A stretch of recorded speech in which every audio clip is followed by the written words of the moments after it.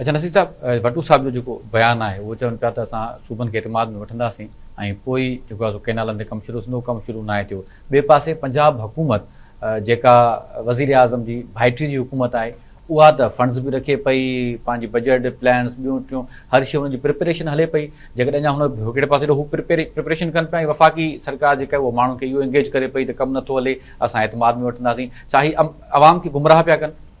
बिल्कुल कनि था। इहा जेका माइंड सेट इन्हनि जो अॼु जो कोन्हे, इहो हिकिड़ो सालनि ऐं सदियुनि जो हिकिड़ो तसलसल आहे। जेका वटू साहब अॼु ॻाल्हि करे पियो, मरियम नवाज़, मरियम औरंगज़ेब, फलां एहसन इक़बाल, इहे डे वन खां हिननि जो माइंड सेट इहो अथव त जॾहिं अंग्रेज़ दौर में बि जॾहिं सिंध पंजाब पाणी तकरार शुरू थियो 1959 खां वठी या जॾहिं न, त तॾहिं बि जॾहिं सिंध जा नुमाइंदा दाहूं कंदा हुआ त हीअ अहिड़े क़िस्म जूं ॻाल्हियूं कंदा हुआ।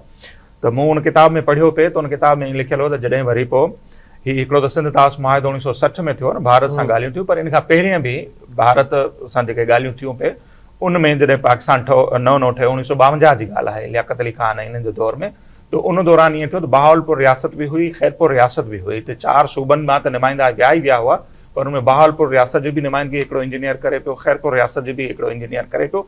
त ख़ैरपुर रियासत जो जेको नुमाइंदो हो उन ज़माने में हुन लिखियो हो त उते भई असां विया आहियूं, वाशिंगटन में ही ॻाल्हियूं हलनि पियूं भारत सां। उते जेके पंजाब जा नुमाइंदा आहिनि उहे कोशिशि पिया कनि त सिंध जो हक़ कीअं फबाइजे। बहावलपुर रियासत वारनि खे चवंदा त तव्हां सिंध जे मौक़िफ़ जे अगेंस्ट असांजो साथ ॾियो, असां तव्हांखे पाणी बि ॾींदासीं, इज़ाफ़ी कैनाल ठाहे ॾींदासीं। उहे ख़त बि रिकॉर्ड जो हिसो अथव। त हू अहिड़े क़िस्म जो साज़िशूं शुरू खां कटे कंदा आहिनि।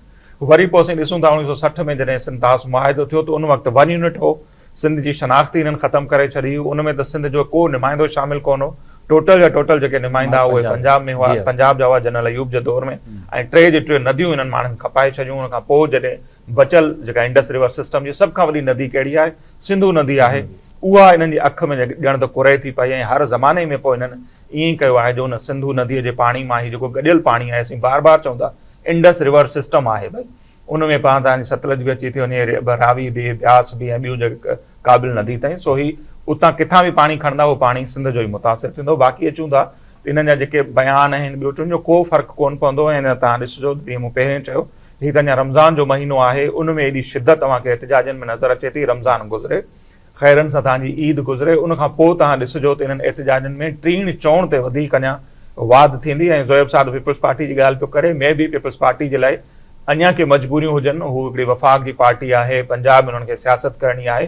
पर जेके ॿियूं पार्टियूं तव्हांखे इहा वरी हिकिड़ो दफ़ो ॿीहर रिपीट सीन थींदे नज़र ईंदो। कमू शहीद वारो जेको धरणो लॻो हो, अहिड़े क़िस्म जा ॿिया मुख़्तलिफ़ हंधनि ते धरणा लॻंदा। ऐं असां वटि इहो ई ऑप्शन आहे, इहो असांजो हिकिड़ो जमहूरी हक़ आहे, पुरअमन एहतिजाज असांजे सिंध जे माण्हुनि जो जमहूरी हक़ आहे। पोइ मुख़्तलिफ़ ट्रेन जा जेके पटड़ियूं हुजनि उहे या हाईवेज़ हुजनि, उते तव्हांखे धरणा लॻंदे नज़र ईंदा। पीपल्स पार्टी जी हुकूमतुनि में शरीक थिए थी, वेल एंड गुड, नथी थिए त घटि में घटि उन्हनि खे पीपल्स पार्टी खे इहो ज़रूरु करणु खपे, सिंध हुकूमत खे इहो ज़रूरु करणु खपे जो पुलिस खे एतिरो चवनि जीअं हाणे ॿियनि मुख़्तलिफ़ हंधनि ते पाण ॾिठोसीं एहतिजाज थिया, कराची में वकील आया या हेॾा नौशर फ़िरोज़ वारे पासे में असांखे नज़र आयो तो घटि में घटि पुलिस हुन ते लठबाज़ी न करे, बाक़ी सिंध जा माण्हू दाख़िल न करे, तव्हांजूं मजबूरियूं थी सघनि थियूं,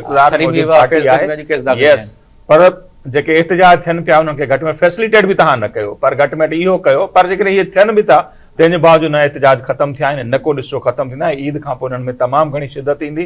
ऐं सिंध जा माण्हू तव्हांखे इहे कैनाल जेके बि कैनालनि जा जेके मनसूबा आहिनि इन्हनि खे रद्द कराए ॾेखारींदा। जेकॾहिं उन खां पोइ बि ही पंहिंजी होड़ था नथा रहनि त बार बार असां उहो चऊं पिया त थोरो सोचे सम्झी फ़ैसिला कयो। ही वक़्तु उहो कोन्हे, न को ही 1 यूनिट वारो ज़मानो आहे जो तव्हां 3 नदियूं खपाए छॾियूं, न को ही जेको आहे लियाकत अली खान या ॿियनि जनरलनि जो दौरु आहे। असां परवेज़ मुशर्रफ जे दौर में तव्हांजे कालाबाग डैम खे ईअं रदी जो टोकरी में उछलाए छॾियो, त हाणे शहबाज़ शरीफ़ जंहिंजी हुकूमत उहा ई जीअं इरफान साहब चयो त बीठी इतिहादियुनि जे सहारे ते आहे। MQ वारनि जी ब्लैकमेलिंग ते शुरू थी वई आहे, बजट मथां आहे। पीपल्स पार्टी बि ॾिसूं था त 4 अप्रैल खां पोइ कहिड़ी पॉलिसी अख़्तियार करे सघे थो, इहो ॾाढो हिन जे लाइ ॾुखियो थी वेंदो।